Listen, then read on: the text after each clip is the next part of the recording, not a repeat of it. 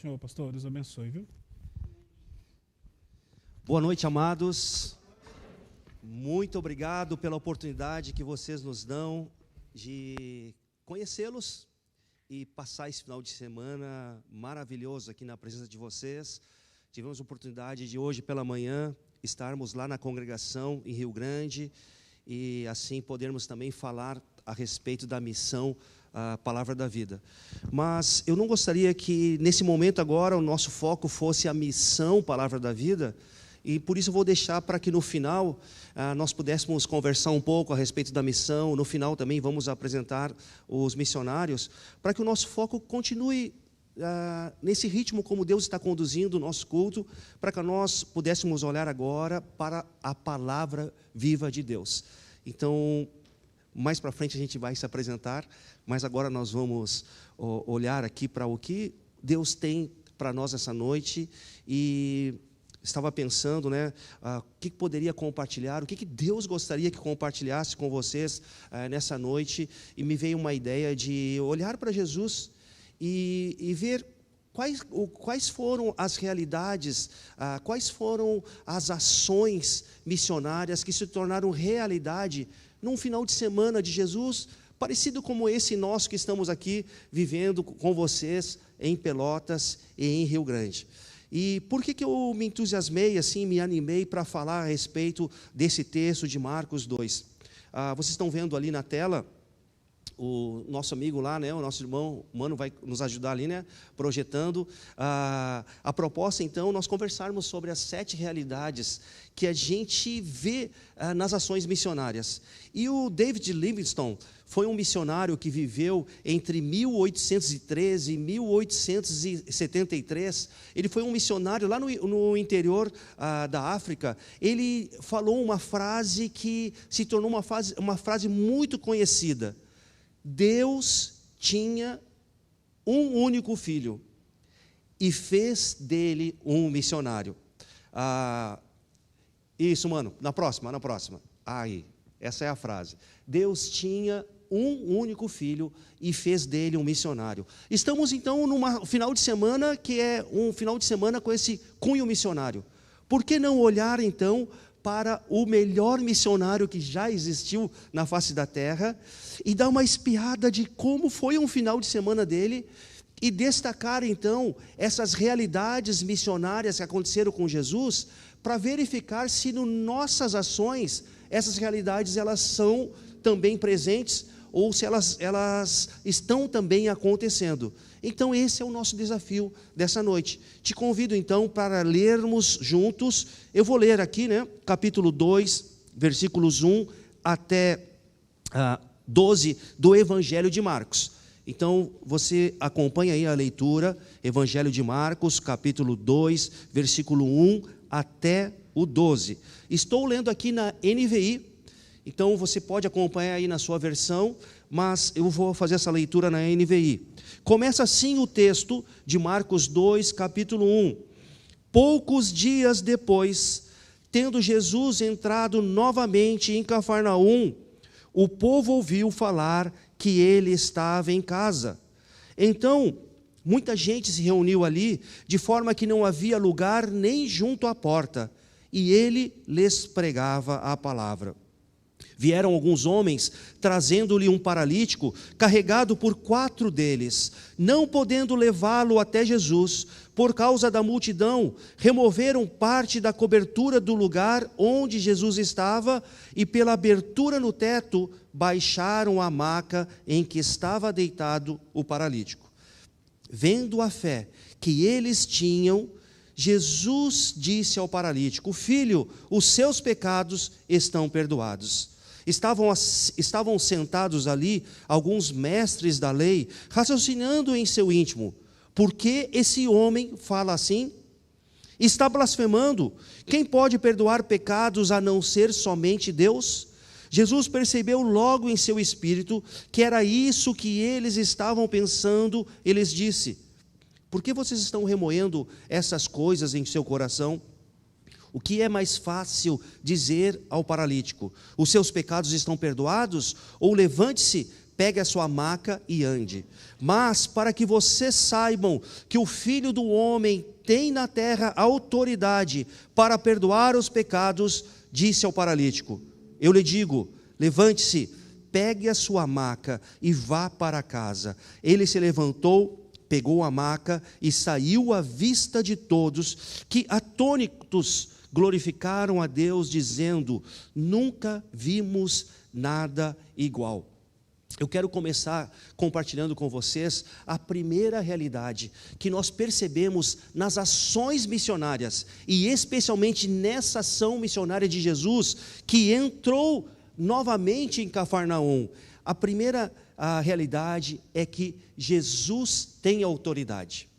Jesus tem autoridade. Os versículos 1 e 2 dão esse destaque porque diz que depois que Jesus entrou de novo em Cafarnaum, e logo se ouviu dizer que ele estava em casa, muitos se reuniram ali, ao ponto de não haver nem lugar junto à porta, e Jesus anunciava-lhes a palavra.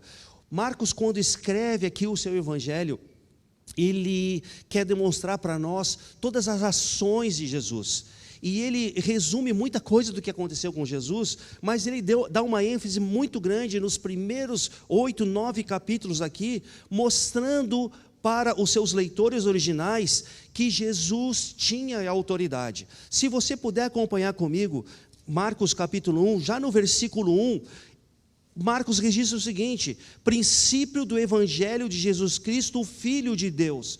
Jesus tem autoridade porque ele é o Filho de Deus. Nós sabemos que esse conceito foi um pouco mais desenvolvido por João, quando fala que o Verbo se tornou carne e habitou entre nós.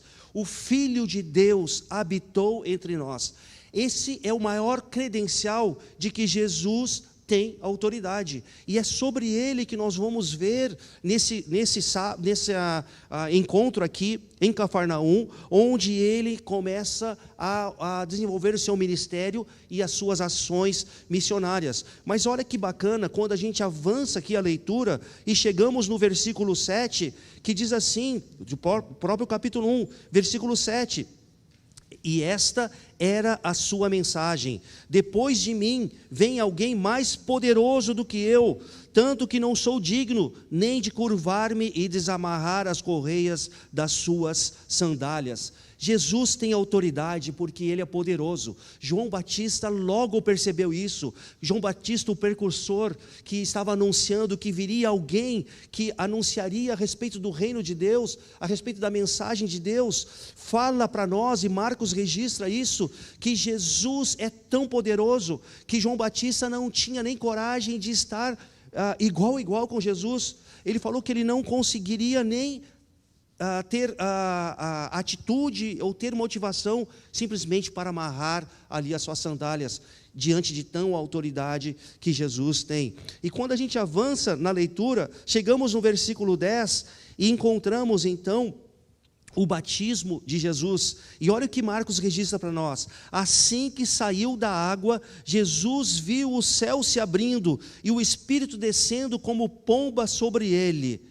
Jesus tem autoridade, porque Jesus é o Filho amado de Deus. Olha como termina ali o versículo 11, que diz: então veio dos céus uma voz: tu és o meu Filho amado e de ti me agrado. Eu não sei se você já percebeu em alguma outra leitura desses versículos que a Trindade toda se une para mostrar a autoridade de Jesus, né? O Espírito Santo, né, descendo como uma pomba, a voz do Pai dizendo: tu és o meu Filho amado e de ti me agrado, e o próprio Senhor Jesus então sendo batizado.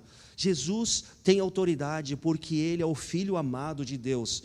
Mas Marcos continua desenvolvendo aqui o seu raciocínio a respeito de Jesus, e nos versículos 12 a 13, ele resume a tentação de Jesus, e olha o que diz ali nos versículos 12 a 13: logo após o Espírito impeliu para o deserto. Ali esteve 40 dias sendo tentado por Satanás. Jesus tem autoridade, sabe por quê, queridos? Ele venceu a tentação de Satanás. O primeiro Adão fracassou.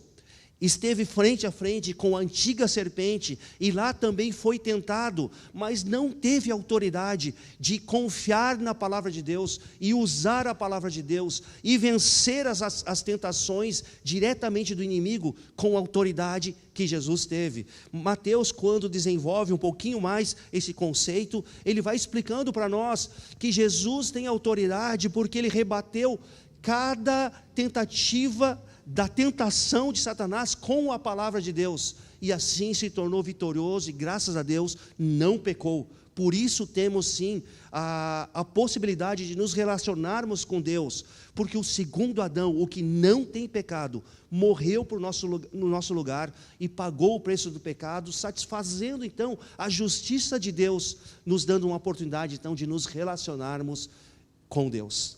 Jesus tem autoridade. Quando nós lemos ali no finalzinho do versículo 3, ele foi servido pelos anjos. Olha o que Marcos diz para nós: estava com os animais selvagens, e os anjos o serviram. Jesus tem autoridade até que os anjos o servem. E Marcos vai desenvolvendo então o seu raciocínio a respeito da vida de Jesus, e ele chega ali nos versículos 14 e 15, onde fala que Jesus foi um missionário de Deus. Jesus tem autoridade, porque depois que João foi preso, versículo 14, Jesus foi para a Galileia, proclamando as boas novas de Deus. O tempo é chegado, dizia ele, o reino de Deus está próximo, arrependam-se e creiam nas boas novas. Esse é o grande resumo dos ensinamentos de Jesus: arrependam-se e creiam nas boas novas. E ele fez isso com muita autoridade, porque ele é o missionário de Deus. Os próximos versículos, dos 16 até o 20, nós vamos perceber que Jesus tem autoridade, porque ele faz o chamado aos seus discípulos, e esse chamado ele se torna irresistível, ao ponto dos primeiros discípulos de Jesus largarem profissão, largarem os seus negócios, e abandonarem tudo isso para seguir, para estar junto com Jesus, aprendendo de Jesus, escutando Jesus, sendo desafiados por Jesus. Jesus tem autoridade, porque quando ele chama alguém, esse chamado ele é irresistível. E quando nós chegamos avançando aqui no relato de Marcos, versículos 21 e 22, Jesus agora está em Cafarnaum. Aqui sim está aquela referência que quando lemos no capítulo 2, que diz: poucos dias depois. O que aconteceu poucos dias antes é o que está acontecendo aqui no versículo 21 de Marcos 1. Olha o que Marcos diz para nós. Eles foram para Cafarnaum, e logo que chegou no sábado, Jesus entrou na sinagoga e começou a ensinar. Todos ficavam maravilhados com o seu ensino, porque lhes ensinava como alguém que tem autoridade, e não como os mestres da lei. Guarda essa expressão, mestres da lei, porque daqui a pouco eles vão entrar em cena e vão se tornar uma das tristes realidades nas ações missionárias. Mas aqui nós estamos percebendo, amados, a primeira vez que um grupo de pessoas fica espantado, admirado com alguma coisa que Jesus faz. E o que ele estava fazendo? Ensinando a palavra, falando a respeito do reino, dizendo que havia necessidade de se arrepender e crer nas boas novas. Jesus tem autoridade, porque ele ensinava e ensina com uma autoridade incomparável. Os mestres da lei, eles eram as melhores pessoas, as mais capacitadas, os grandes eruditos, que conheciam todas as leis mosaicas, todos os costumes judaicos, as profecias, e quando alguém precisava chamar alguém que ensinasse muito bem, chamava os mestres da lei. Mas quando Jesus entra em cena, com toda a autoridade que ele tem, esses que eram os tops, já não são mais comparáveis com Jesus. Seguindo aqui, esse sábado que Jesus está na sinagoga, dos versículos 23 até o 26, o que acontece ali? Enquanto Jesus está ensinando na sinagoga, um homem com um espírito imundo começa a atrapalhar aquele momento que Jesus estava ensinando, e olha o que diz o versículo 24. O que queres conosco, Jesus de Nazaré? Vieste para nos destruir? Sei quem tu és, o Santo de Deus. Quem está falando isso aqui, meus amados? São os espíritos imundos, que reconheciam que Jesus tinha autoridade. Agora, presta bem atenção, aqui nós estamos falando do início do ministério de Jesus. Ele ficou cerca de 3 anos aqui em Cafarnaum, tendo Cafarnaum como base, e dali fazia suas excursões missionárias. E depois sim, que ele vai em direção a Jerusalém. E aqui, no início do ministério, os discípulos não têm nem ideia de quem ele é. Simplesmente estão seguindo para conhecer um pouco mais a ele. Ele só vai cair a ficha deles lá em Marcos, no capítulo 8, versículo 29, quando Jesus pergunta: tá, mas quem vocês acham que eu sou? Porque as pessoas estavam achando que ele era uma reencarnação de João Batista, ou que ele era um profeta especial, e ali Pedro então relata, reconhecendo que Jesus era o Filho de Deus. Depois disso, o que Jesus faz? Ele pede para que eles não falem isso para ninguém, e começa a sua trajetória rumo a Jerusalém, e ali ele deixa claro qual que seria o fim dele, que ele morreria, seria crucificado, morreria, mas ressuscitaria ao 3º dia. O que me chama muita atenção é que essa autoridade de Jesus foi reconhecida pelos demônios logo no início do ministério de Jesus. Marcos segue falando para nós a respeito de Jesus, e nos versículos 29 até 31 do capítulo 1, nós encontramos então aquele momento que Jesus tem autoridade, porque ele cura as doenças. E ele então vai para a casa de Pedro e fica na casa de Pedro. Alguns estudiosos dizem que esse relato do capítulo 2 que nós lemos aconteceu ali na casa de Pedro. E Jesus então cura a sogra de Pedro, demonstrando toda a sua autoridade.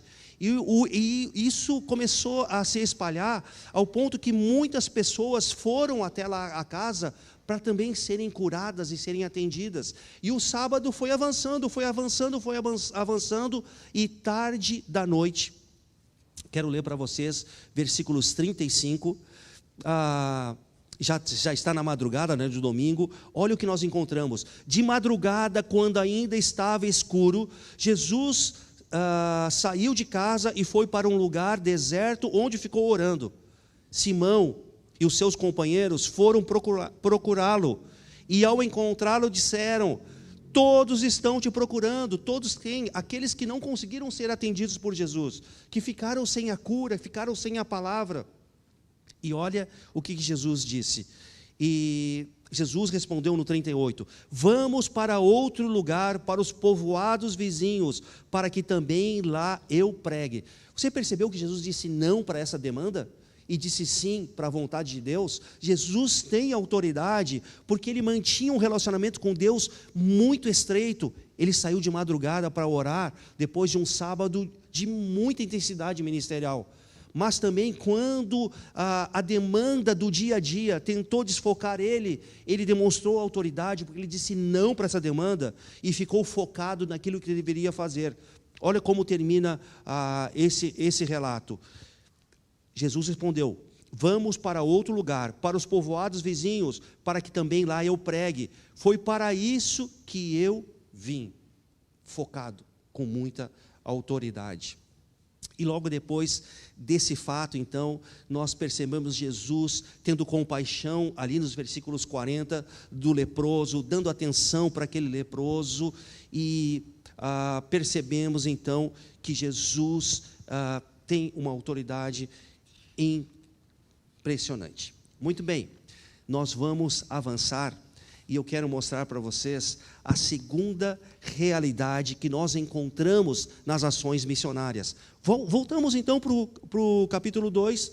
Poucos dias depois, tendo Jesus entrado novamente em Cafarnaum, o povo viu que ele estava em casa. Então muita gente se reuniu ali, de forma que não havia lugar nem junto à porta, e ele lhes pregava a palavra. Olha o que diz no versículo 3: vieram alguns homens, trazendo-lhe um paralítico, carregado por 4 deles. Sabe qual é a segunda realidade que nós percebemos em todas as ações missionárias pelo mundo afora? Há pessoas precisando de Jesus. Nesse caso aqui, é esse paralítico. Eu fiquei pensando um pouco a respeito dessa situação desse paralítico. Com certeza, uma pessoa cheia de limitações.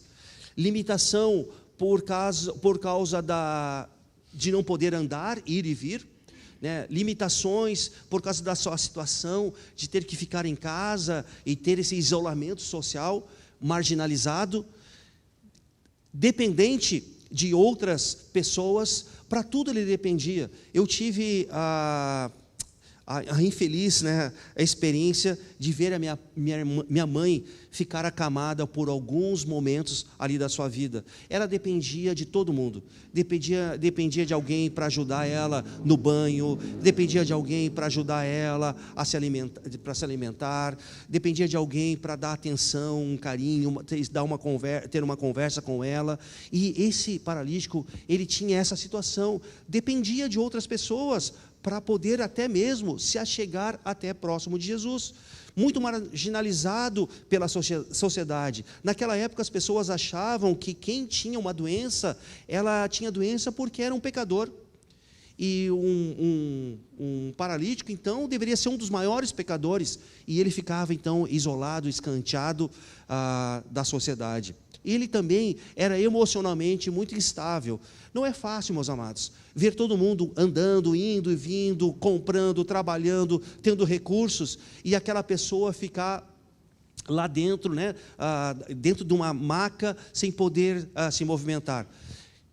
Eu queria mostrar para vocês essa ilustração. Eu achei muito interessante, porque ilustra muito bem as condições, né? Aqueles 4 homens, Jesus conversando ali com o paralítico, e a situação do paralítico, o cabelo dele está todo engruvinhado, imagina, sujo, fedorento, a roupa velha, mal vestido, muito marginalizado pela sociedade, emocionalmente instável, e com certeza andava desgostoso com a vida.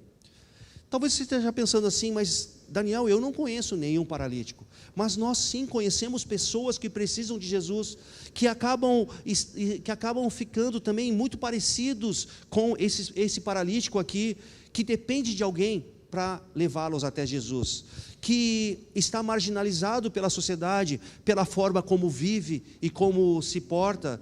Talvez ele anda emocionalmente instável, porque perdeu um emprego, por causa da pandemia, não pode mais estar em comunhão com quem ele gostaria. De repente nós conhecemos vizinhos, amigos, parentes, que também estão desgostosos da vida. É uma realidade.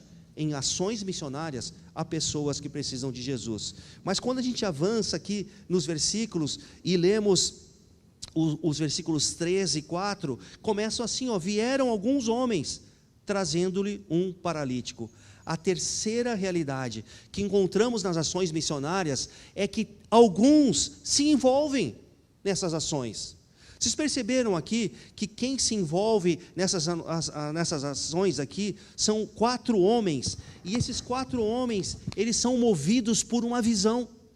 Eles sabiam que Jesus estava de novo em Cafarnaum, e eles poderiam simplesmente ter combinado: gente, Jesus está de novo em Cafarnaum, vamos lá ouvir o que ele vai falar. De repente sobra alguma bênção para nós, alguma palavra para nós, mas não, Deus colocou no coração deles uma visão: vamos levar esse paralítico até Jesus. Afinal de contas, ele precisa muito mais dessa atenção de Jesus, da cura de Jesus, do que nós. E motivados então por essa visão, esses homens pensam então no próximo. E pessoas que se envolvem em ações missionárias, elas não estão pensando só em si, elas estão realmente pensando no próximo, pensando no quem que eu conheço que não conhece a Jesus, e que eu preciso dessa força, e eu vou me envolver nisso, e vou oferecer uma carona, vou convidar, vou pagar a pizza, vou ter essa comunhão, vou estar juntos para tentar facilitar esse encontro com Jesus. Eles pagaram um preço muito grande. Eu não sei se você consegue imaginar isso, mas naquele tempo ali, nós estamos falando no 1º século, as ruas empoeiradas, alguma distância eles percorreram e carregaram numa maca uma pessoa, né, literalmente um peso morto, porque não poderia favorecer, e caminharam por alguns metros, não sei quantos quarteirões, se empoeirando, fazendo esforço, e eles chegam então para levar esse paralítico até Jesus. O que eles encontram ali naquela situação? Um primeiro obstáculo, uma multidão, e daqui a pouco nós vamos falar sobre essa multidão, mas eles poderiam ter dito assim, tentamos, acordamos cedo, tomamos nosso café, fomos até a casa do nosso amigo paralítico, e fomos levar até Jesus, mas não deu certo, tem muita gente, quem sabe num outro dia desses? Não, eles foram perseverantes, eles pagaram o preço, foram perseverantes, ao ponto de, percebendo que não dava para entrar pela porta da frente, eles lembraram, puxa, as casas aqui são construídas de uma certa forma, que dá para acessar pelo lado, o teto, ele tem formas de facilmente abrir, tirar ali um pouco das palhas, um pouco das madeiras, um pouco do barro que tem ali, e por ali então levar esse paralítico até Jesus. Foram perseverantes porque bolaram uma forma de baixar o paralítico do teto até o chão. Eles não tinham os equipamentos que nós temos hoje, né, de aventura, cordas e mosquetões e tudo mais. Eu estou imaginando que eles pegaram parte daquelas roupas compridas, os seus cintos, os seus turbantes, emendaram um no outro e pagaram o preço. Não, vai sujar, vai amassar, vai dar nó, não tem problema. Foram perseverantes, arranjaram um jeito, mas eles foram motivados pela sua visão, mas especialmente Jesus, quando olha para eles, no versículo 5, percebe por que eles fizeram tudo isso. Olha o que diz o versículo 5 de Marcos 2, queridos. Vendo a fé que eles tinham. Aquelas pessoas que são alguns, infelizmente alguns, que se envolvem em ações missionárias, se envolvem porque têm fé, se envolvem porque têm uma visão de fazer diferença. E sabe que na Palavra da Vida, nós ajudamos as pessoas, as igrejas, a pensarem em levar os seus paralíticos até Cristo. E temos aqui o círculo da causa. Esse círculo da causa é muito básico e é muito fácil de entender. Eu quero explicar para vocês. Todos nós conhecemos alguém que não é cristão, que está paralisado, que não consegue dar esse passo até Jesus. Conhecemos. Muito bem. Então, o que nós vamos fazer? Vamos trazer essa pessoa que nós conhecemos para o círculo da nossa causa. Começa como? Eu vou orar. Eu vou orar por esses amigos, eu vou orar pelos meus alvos evangelísticos, pedindo a Deus, então, oportunidades. Oportunidades para fazer o quê? Para cuidar. O que seria esse cuidar? Gente, é dedicar tempo, desenvolver relacionamento, é oferecer uma ajuda, oferecer uma carona, participar de uma cesta básica, ajudar em alguma coisa lá no pátio da casa, no apartamento, ajudar a escrever um currículo, a conseguir um emprego, cuidar, se relacionar. E no momento certo, compartilhar a mensagem da salvação. Quem sabe Deus hoje vai te dar essa oportunidade de despertar para começar a criar um círculo da causa. Muito simples, identifica um amigo. Vamos pensar juntos? Identifica aí alguém do seu relacionamento que não conhece a Cristo. Pensa no nome dele agora. Segundo passo, identificou? Ora por ele. Ora diariamente por ele. Cuida dele. Pede para Deus oportunidades para eu cuidar, para eu estar fazendo alguma coisa. E por fim, uma oportunidade para compartilhar a mensagem da salvação. Fazendo isso, nós vamos ser um daqueles que alguns que se envolvem. Mas a quarta realidade está ali nas primeiras palavras do versículo 4. Não podendo levá-los até Jesus, por causa da multidão. Muitos são indiferentes. Essa é uma realidade muito triste. Nas nossas ações missionárias, tem muita gente que é indiferente. E eu fico pensando aqui com vocês, eles estariam indiferentes porque estariam distraídos? Eles estavam ali diante de Jesus, souberam que Jesus voltou ali para Cafarnaum, eles queriam ouvir, queriam ser abençoados ao ponto de não perceberem que nas suas costas estava vindo 4 homens, caminhando, suados, fazendo um esforço para levar um paralítico até Jesus. Estavam distraídos, curtindo o momento deles.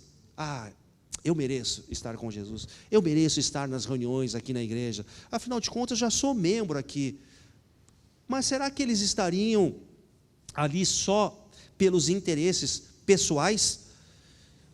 Eu preciso continuar a ouvir a mensagem da outra vez que Jesus falou. Ele foi até atrapalhado lá por aquele demônio. Quem sabe agora eu posso escutar um pouquinho mais a respeito de Jesus. Eu estou com interesse de aprender mais.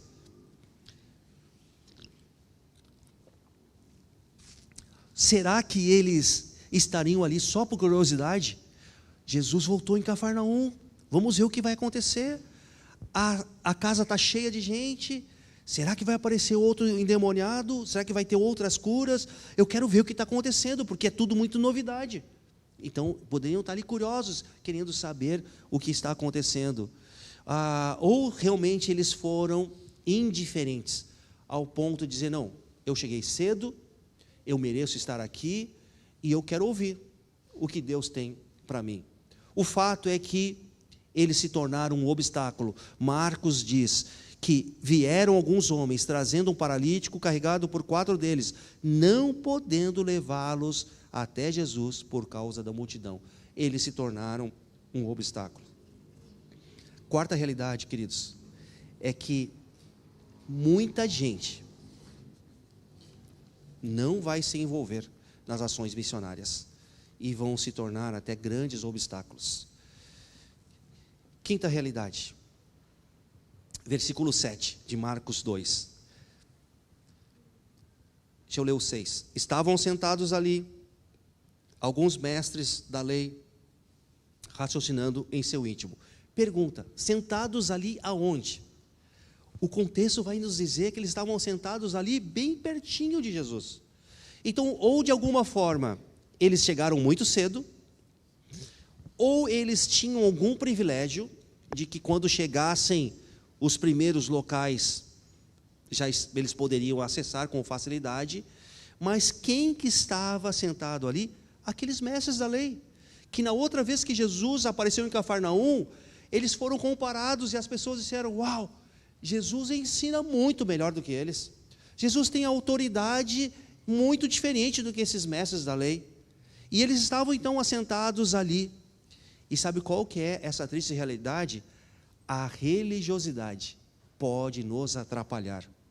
E o que eles estavam fazendo?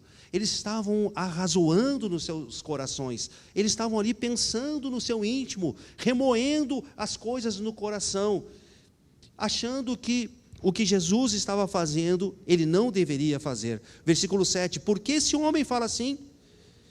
Tratando Jesus com muito desleixo, chamando, porque esse homem, ou esse qualquer, quem é ele para falar desse jeito? Ele está blasfemando. E eles tinham uma certa razão de pensar nisso, porque só Deus podia perdoar os pecados, só Deus poderia fazer essas curas. Mas Jesus tem autoridade, Ele é o Filho de Deus, Ele pode fazer isso. E esses homens então estavam ali atrapalhando.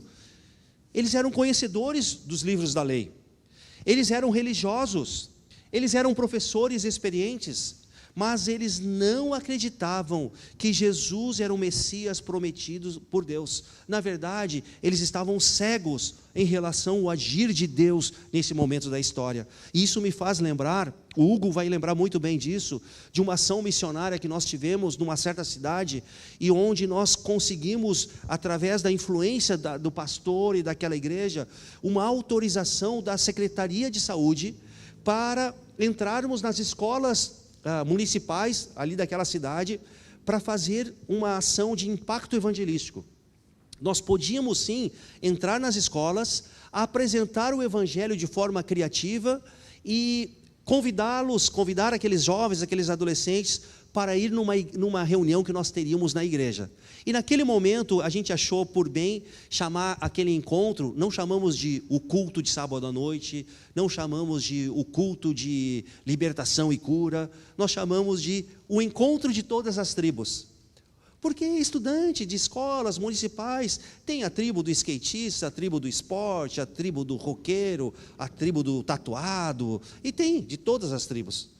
E passamos manhã e tarde entrando de sala em sala, de escola em escola, e graças a Deus tendo oportunidades fantásticas de pregar o evangelho.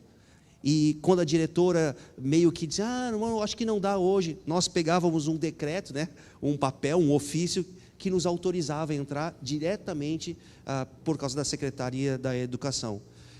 Convidamos, voltamos para a igreja então, chegamos no templo, e nós pensamos assim, vamos fazer uma reunião diferente, uma reunião um pouco mais descontraída. E mexemos um pouco nos bancos, mexemos um pouco no gasofilácio, mexemos um pouco na mesa, mexemos no púlpito, e transformamos ali o salão da igreja num salão tipo uma reunião para jovens. E tínhamos várias brincadeiras, jogos, quebra-gelo, que a gente estava fazendo ali. E no canto, assim, no fundo, tinha um grupo de pessoas. E eu pensei, que legal, os irmãos já estão orando, né, pelo evento que está acontecendo aqui. E aí começou a chegar, um jovem atrás do outro. E aí chegou com bermuda, o skate embaixo do braço, o tatuado, o cabeludo do rock, o cara com a camisa do futebol. E começaram a entrar, e o zum lá no fundo, o pastor foi chamado. O que nós descobrimos? A diretoria da igreja estava reunida ali, e estava achando um absurdo essa gente do mundo entrar na igreja, no templo. E esses missionários, sem terno, sem gravata, fazendo essa bagunça toda aqui, mexendo no púlpito, mexendo no gasofilácio, mexendo nos bancos. A religiosidade pode atrapalhar as ações missionárias, mas nós seguimos. E pregamos o Evangelho, e fizemos desafios, e muitos daqueles jovens entregaram a sua vida para Cristo naquela noite, mas com muita luta, com oposição, com dificuldade, porque a religiosidade pode atrapalhar as ações missionárias. Quero ir terminando aqui com vocês, esse momento, e olhar para a sexta realidade. Olha que bacana o que acontece lá nos versículos 9, até o início do versículo 12. Diz assim a palavra de Deus, versículo 9. Jesus começa a interagir então com esses mestres da lei, né, os escribas, e diz assim: Jesus percebeu logo em seu espírito que era isso que eles estavam falando, pensando, e lhes disse: por que vocês estão remoendo essas coisas em seu coração? O que é mais fácil dizer ao paralítico: os seus pecados estão perdoados? Ou levante-se e pegue a sua maca e ande? Mas para que vocês saibam que o Filho do Homem tem na terra autoridade para perdoar os pecados, disse ao paralítico: eu lhe digo, levante-se, pegue a sua maca e vá para casa. E ele se levantou, pegou a sua maca e saiu à vista de todos, que atônitos glorificaram a Deus, dizendo: nunca vimos nada igual. A sexta realidade nas ações missionárias é que vidas são transformadas. Esse paralítico teve o seu pecado perdoado. Além de ter o seu pecado perdoado, ele teve a cura da sua doença, que atrapalhava muito a vida dele. O paralítico, ele volta para casa num contraste tremendo. Ele chegou carregado pelos 4 homens em cima de uma maca, e ele volta para casa carregando a maca embaixo do braço e caminhando tranquilamente. Porque quando Cristo entra na história, na vida de alguém, Ele transforma de uma forma completamente.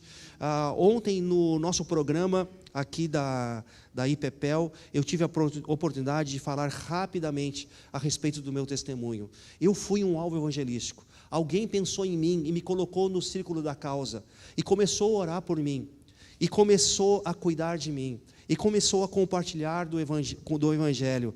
Minhas irmãs fizeram isso. Elas participavam de um clube bíblico da Palavra da Vida. É um dos ministérios que nós temos, que a gente pode conversar com vocês depois. E elas sabiam que eu estava vivendo um momento difícil da minha vida, paralisado nas drogas, na imoralidade, na desonestidade, simplesmente paralisado, sem ter muita esperança do que acontecia. Eu precisava de alguém que me ajudasse. Minhas irmãs me colocaram dentro do círculo da causa, começaram a orar, cuidar de mim e compartilhar do Evangelho. E teve um dia que eu aceitei um desses convites que elas me fizeram. Foi um convite para jogar bola, tomar banho de piscina e passar um final de semana num sítio. Eu aceitei, foi irresistível. Quem que não aceitaria? E eu chego lá e encontro um grupo de jovens que estavam vivendo, parecia que estavam no paraíso, felizes, conversando, jogando bola, tomando banho de piscina, ninguém falava palavrão, ninguém xingava ninguém quando jogava bola, todo mundo respeitoso um com o outro.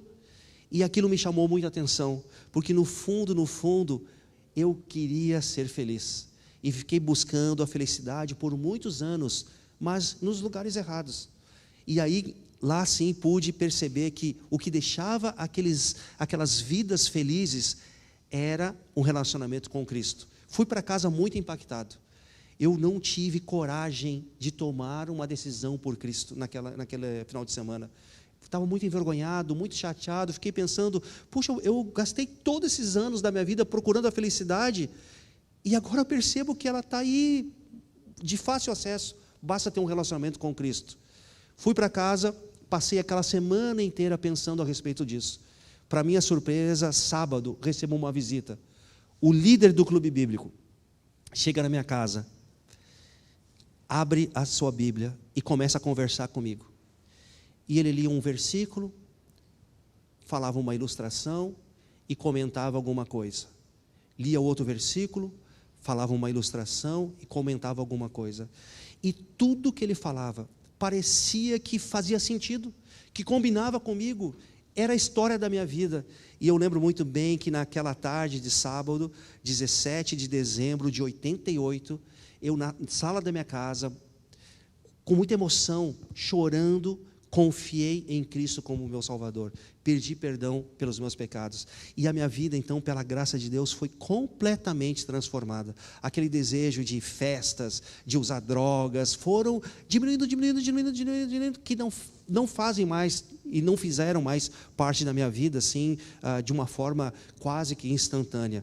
Podemos sim nos envolver em ações missionárias, por quê? Porque vidas são transformadas. Mas o texto termina e é com essa 7ª ação que eu quero encerrar aqui com vocês, é que Deus é glorificado. Em todas as ações missionárias, o foco é a glória de Deus. Vocês percebem como que termina esse encontro aqui, nessa casa em Cafarnaum? Versículo 12. Ele se levantou, pegou a maca e saiu à vista de todos, que atônitos glorificaram a Deus, dizendo: nunca vimos nada igual. Deus é glorificado. E eu pus aqui na tela para vocês 2 formas que nós podemos glorificar a Deus. Nós podemos glorificar a Deus quando nós nos envolvemos em ações missionárias, porque isso é uma ordem de Deus. Mateus 28, 18 a 20. Devemos fazer isso. Devemos, sim, nos envolver nas ações missionárias e glorificar a Deus com o nosso envolvimento. Mas quero destacar o João capítulo 15, versículo 8.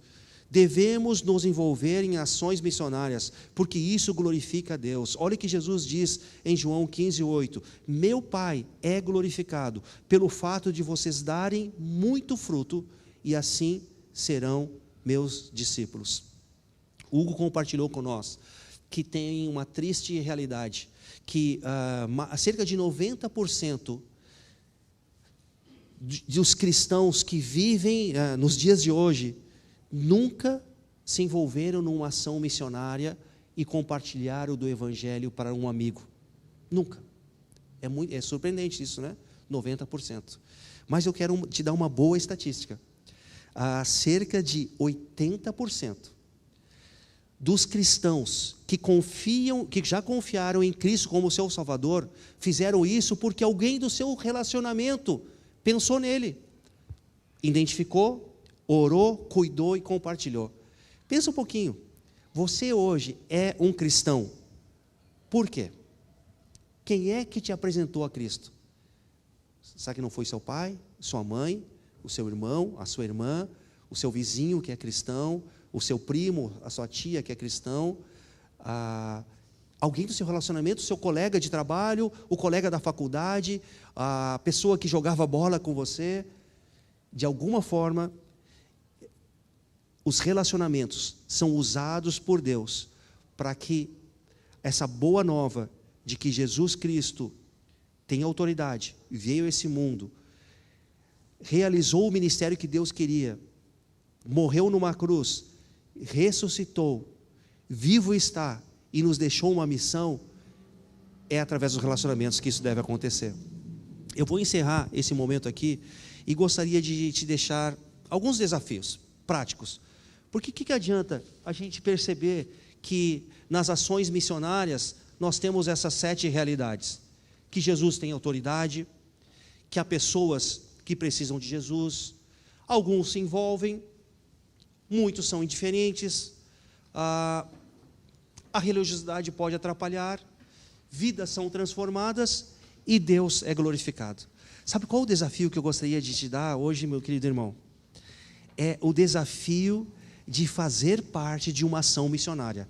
Agora imagina o seguinte, imagina que nós hoje fôssemos combinar o seguinte, nós vamos fazer uma ação missionária e essa ação missionária vai ser um teatro. Eu vou me arriscar aqui, entrar nesse tema, porque a especialista em teatro é a Ellen. Mas aí eu vou convidar vocês, vou convidar assim, gente, nós vamos precisar montar um teatro e a nossa peça vai ser Marcos capítulo 2.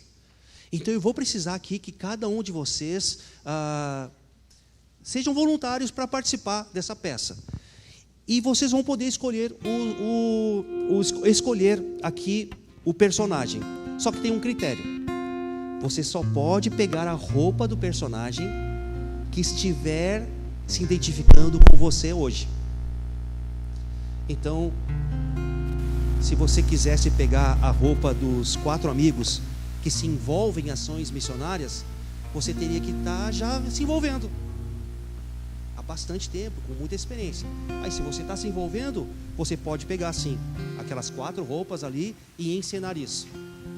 Agora se o seu momento é, Daniel, na verdade eu estou mais como uma multidão, porque eu não me despertei ainda, eu acho que eu estou até meio indiferente nisso. Então aí você vai ter aqui um armário cheio com muitas roupas, porque lembram, né? Muitos não se envolvem. Então tem bastante aqui para todo mundo que quiser usar a roupa da multidão.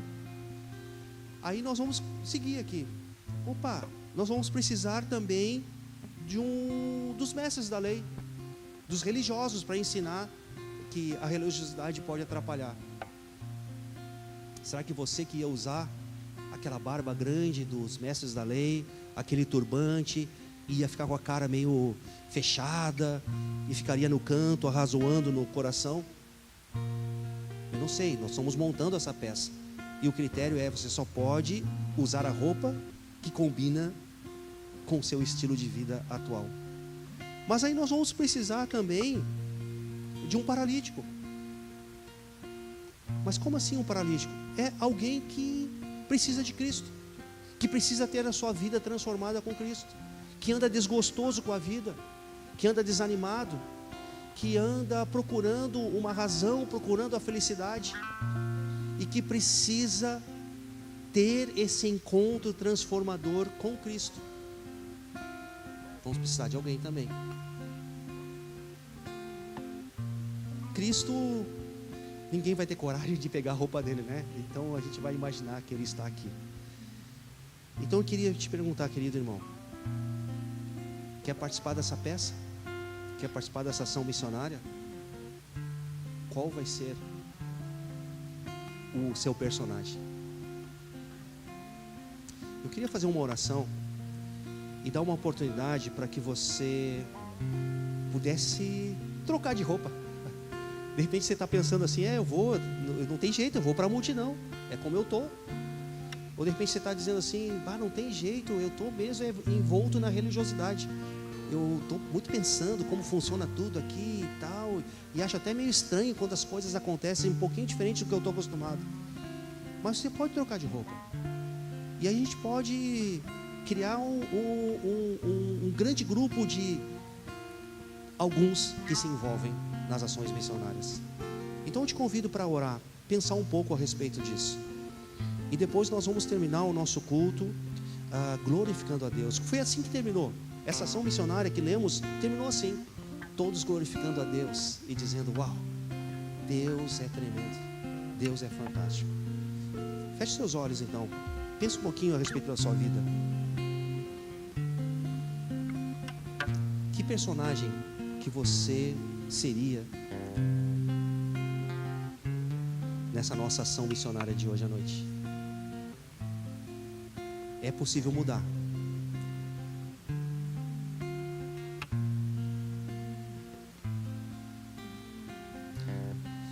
E você que se identificou dizendo assim: pai, eu estou mais para um paralítico. Quem sabe hoje é aquela noite que você não vai resistir o chamado de Deus. Quem sabe hoje é aquela noite que você vai se levantar do estado que você está e vai se levantar e experimentar uma nova vida com Cristo e ter a sua vida transformada. Se hoje você está se sentindo assim, que está longe de Deus e gostaria de ter esse marco nessa noite, como a noite que você começou um relacionamento com Deus diferente, transformador, de adorador, eu gostaria de te ajudar a fazer isso. Se você gostaria de fazer essa oração de entrega, de confiança em Deus, repita aí no silêncio do seu coração, de olhos fechados, cabeça baixa, fale assim: muito obrigado, Deus. Repete aí no silêncio do seu coração: obrigado, Deus, porque Jesus tem autoridade. Obrigado porque eu entendo que Jesus morreu pelos meus pecados. Estou entendendo que o pecado me paralisa. Estou entendendo que eu preciso pedir perdão pelos meus pecados. Eu creio que Jesus ressuscitou e venceu a morte, venceu Satanás, que vivo está e está pronto para ter um relacionamento comigo, um relacionamento que liberta, que ensina, que traz esperança. Por isso, Deus, eu peço perdão pelos meus pecados e confio no Senhor como meu Salvador. Ainda de cabeças baixas, se você fez essa oração, eu gostaria de orar por você. Se você pudesse se identificar levantando uma das suas mãos, aí eu vou olhar para você e vou orar por você nessa noite. Alguém hoje entrou aqui como um paralítico, que veio carregado, que não sabe nem porquê, mas vai voltar para casa agora jubiloso, porque é uma nova criatura em Cristo Jesus. Se alguém fez isso essa noite, dá um sinalzinho aí com a sua mão, que eu gostaria de orar por você.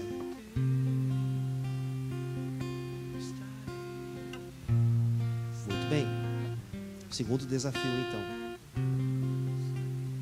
O que vocês acham de nós nos envolvermos como aqueles 4 amigos? Identificarmos uma pessoa do nosso relacionamento que não conhece a Cristo.